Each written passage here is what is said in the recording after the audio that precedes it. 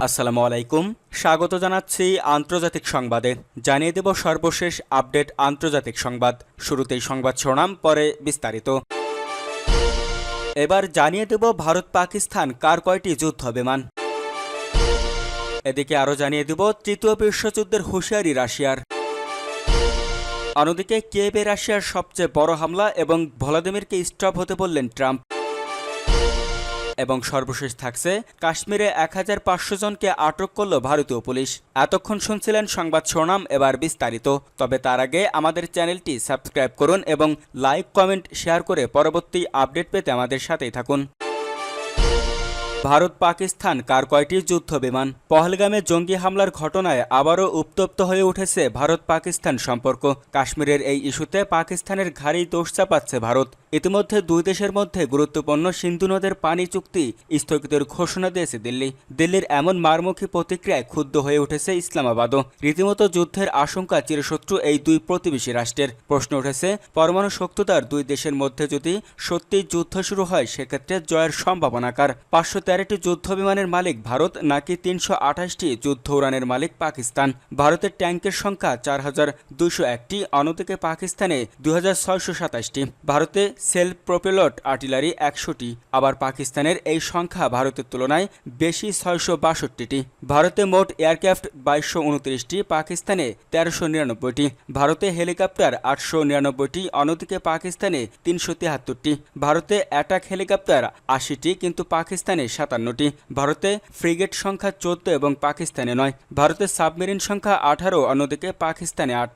গত মাসে নীতি বিষয়ক গবেষণা এবং উপদেষ্টা সংস্থা ফেডারেশন অব আমেরিকান সায়েন্টিস্টের তরফে যে রিপোর্ট সম্ভাব্য প্রকাশ করা হয়েছিল, তাতে দাবি করা হয়েছিল যে ভারতের ভান্ডারে 180টি পারমাণবিক অস্ত্র আছে, আর পাকিস্তানের ভান্ডারে আছে 170টি পারমাণবিক অস্ত্র। সে সঙ্গে ওই রিপোর্টে দাবি করা হয়েছিল, বিশ্বের যে দেশগুলো পারমাণবিক অস্ত্রের সংখ্যা বাড়াচ্ছে, সেই তালিকায় ভারত এবং পাকিস্তান। তাৎপর্যপূর্ণভাবে পহেলগামে হামলার তীব্র নিন্দা করা রাশিয়া এবং আমেরিকার হাতে বিশ্বের সবথেকে বেশি পারমাণবিক অস্ত্র আছে। ওই রিপোর্ট অনুযায়ী ভারতের দীর্ঘদিনের বন্ধু রাশিয়ার হাতে থাকা পারমাণবিক অস্ত্রের সংখ্যা 4299টি, আর ডোনাল্ড ট্রাম্পের দেশের হাতে 3700টি পারমাণবিক অস্ত্র আছে। সেখানে পাকিস্তানের বন্ধু হিসেবে পরিচিত চীনের কাছে আছে 600টি পারমাণবিক অস্ত্র। তৃতীয় বিশ্বযুদ্ধের হুঁশিয়ারি রাশিয়ার। ঐতিহাসিক রুশ ভূখণ্ডে শান্তিরক্ষী মোতায়েন করা হলে তৃতীয় বিশ্বযুদ্ধের ঝুঁকি তৈরি হতে পারে বলে হুঁশিয়ারি দিয়েছেন রাশিয়ার নিরাপত্তা পরিষদের সচিব সের্গেই শোইগু। রুশ সংবাদ সংস্থা তাসকে দেওয়া এক সাক্ষাৎকারে তিনি এই হুঁশিয়ারি দেন। সের্গেই শোইগু এই সময় দাবি করে বলেন, তথাকথিত ইউরোপীয় জোট ইউক্রেনে শান্তিরক্ষী ছদ্মবেশে সামরিক উপস্থিতির পরিকল্পনা করছে। রুশ কর্মকর্তা বলেন, ইউরোপের যুক্তিবান রাজনীতিকরাও বোঝেন যে এই পরিকল্পনা বাস্তবায়ন হলে ন্যাটো ও রাশিয়ার সরাসরি সংঘর্ষ হতে পারে, এমনকি ভবিষ্যতে তা তৃতীয় বিশ্বযুদ্ধে রূপ নিতে পারে। শোইগুর মতে শান্তিরক্ষী কথাটির আড়ালে ইউক্রেন ও দেশটির খনিজ সম্পদের উপর নিয়ন্ত্রণ প্রতিষ্ঠার উদ্দেশ্য লুকানো আছে। তিনি বলেন, ওই সৈন্যদের শান্তিরক্ষী দখলদার বলাটা আরও উপযুক্ত হবে। সের্গেই শোইগুর ভাষায়, এই সৈন্যরা মূলত সেই সব ন্যাটো দেশ থেকে আসবে যাদের ইউক্রেনে উপস্থিতির বিরোধিতা রাশিয়ার অনেক আগেই করেছিল। একই সঙ্গে শোইগুই আশঙ্কা প্রকাশ করে বলেন, সম্ভাব্য এই শান্তিরক্ষীরা ইউক্রেনের নাৎসি সরকারকে সমর্থন করতে পারে, এমনকি রুশ অর্থোডক্স খ্রিস্টানদের দমন এবং রুশ ভাষাভাষীদের মাতৃভাষা, সংস্কৃতি ও ঐতিহ্য চর্চার অধিকার কেড়ে নেওয়ার প্রয়াসেও যুক্ত হতে পারে। এটি কোনো শান্তিরক্ষা মিশন নয়। উল্লেখ করে রুশ নিরাপত্তা পরিষদের সচিব বলেন, এই কারণেই প্রকৃত বৈশ্বিক সংখ্যাগরিষ্ঠ দেশ এই ধরনের তথাকথিত শান্তিরক্ষা উদ্যোগে যোগ দিতে আগ্রহ দেখাচ্ছে না। এদিকে ক্রেমলিনের মুখপাত্র দিমিত্রি পেসকভও ইউক্রেনে শান্তিরক্ষী মোতায়েনের জন্য ইউরোপীয় জোট গঠনের ধারণা রাশিয়ার কাছে অগ্রহণযোগ্য এবং একটি গুরুতর হুমকি বলে উল্লেখ করেছেন। পেসকভ বলেন, ইউক্রেনের ভূখণ্ডে সামরিক বাহিনী মোতায়েন সংক্রান্ত আলোচনা আমাদের কাছে সম্পূর্ণ অগ্রহণযোগ্য। এটি ইউরোপ ও সমগ্র বিশ্বের নিরাপত্তার জন্য গুরুতর বিপদ বয়ে আনতে পারে। সূত্র মেহের নিউজ। কিয়েভে রাশিয়ার সবচেয়ে বড় হামলা এবং ভ্লাদিমিরকে স্টপ হতে বললেন ট্রাম্প। রুশ সেনাবাহিনী গভীর রাতে ইউক্রেনের রাজধানী কিয়েভ সহ বিভিন্ন অঞ্চলে ড্রোন ও ক্ষেপণাস্ত্র চালিয়েছে। এতে অন্তত 12 জন নিহত ও 90 জন আহত হয়েছে। রয়টার্সের এক প্রতিবেদনে এই তথ্য জানানো হয়েছে।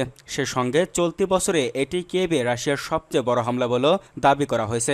এদিকে রাশিয়ার সর্বশেষ এই হামলার পর এক বিরল প্রতিক্রিয়ায় মার্কিন প্রেসিডেন্ট ডোনাল্ড ট্রাম্প সরাসরি রুশ প্রেসিডেন্ট ভলাদিমির পুতিনকে উদ্দেশ্য করে বলছেন, ভলাদিমির স্টপ। ট্রাম্প বলেন, এই হামলার প্রয়োজন ছিল না এবং এটি খুবই খারাপ সময়ে ঘটেছে, বিশেষ করে যখন তিনি শান্ত চুক্তির জন্য চাপ দিয়ে আসছেন।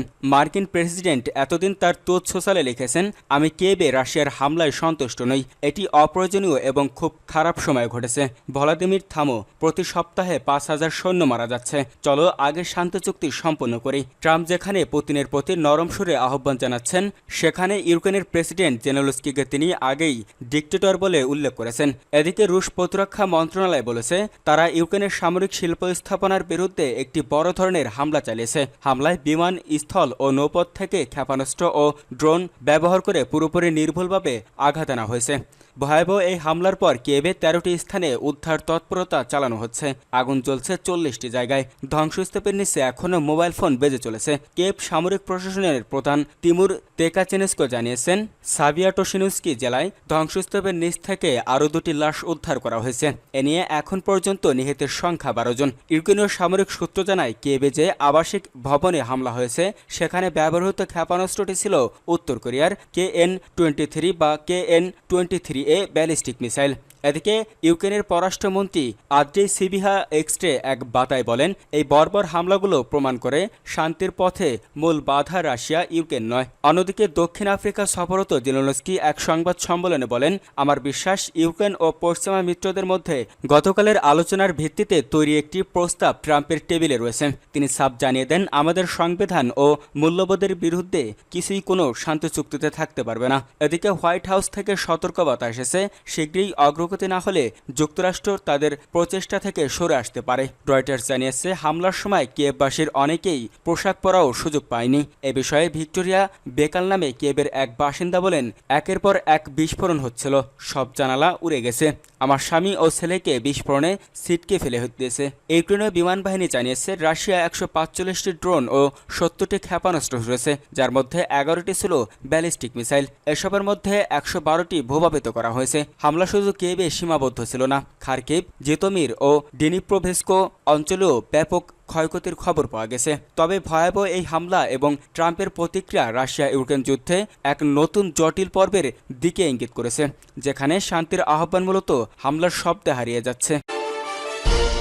কাশ্মীরে 1500 জনকে আটক করল ভারতীয় পুলিশ। ভারত অধিকৃত জম্মু ও কাশ্মীরে পর্যটকদের উপর ভয়াবহ সন্ত্রাসী হামলার পর তদন্তের অংশ হিসেবে অন্তত 1500 জনকে আটক করেছে ভারতীয় পুলিশ।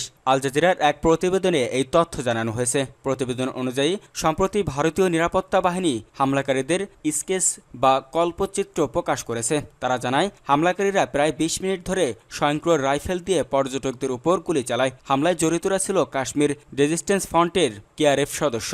এই সংগঠনটি নিষিদ্ধ ঘোষিত লস্কর-ই-তৈবার একটি শাখা সংগঠন। এর আগে মঙ্গলবার হামলার ঘটনাটি ঘটে দক্ষিণ কাশ্মীরের পহেলগাম অঞ্চলের বাইসারান নামক একটি দুর্গম প্রকৃতির সৌন্দর্যমণ্ডিত উপত্যকায়, যেখানে পর্যটকদের উপর গুলি চালানো হয়। ভারতীয় পুলিশ জানিয়েছে, এই হামলায় কমপক্ষে 26 জন পর্যটক নিহত হয়েছে এবং 10 জন আহত হয়েছেন, যাদের মধ্যে অন্তত 2 জনের অবস্থা আশঙ্কাজনক। আহতদের হাসপাতালে ভর্তি করা হয়েছে। এই ঘটনার পর পুরো অঞ্চলে নিরাপত্তা বাহিনী তল্লাশি অভিযান শুরু করেছে। সম্ভাব্য জঙ্গি সংযোগ রয়েছে সন্দেহে বিভিন্ন জায়গায় অভিযান চালিয়ে প্রায় 1,500 মানুষকে আটক করা হয়েছে। সর্বশেষ এই হামলা মূলত কাশ্মীরে নতুন করে সন্ত্রাসবাদ পরিস্থিতির উপর আন্তর্জাতিক দৃষ্টি আকর্ষণ করেছে, যেখানে দীর্ঘদিন ধরে বিচ্ছিন্নবাদ ও সহিংসতা চলমান।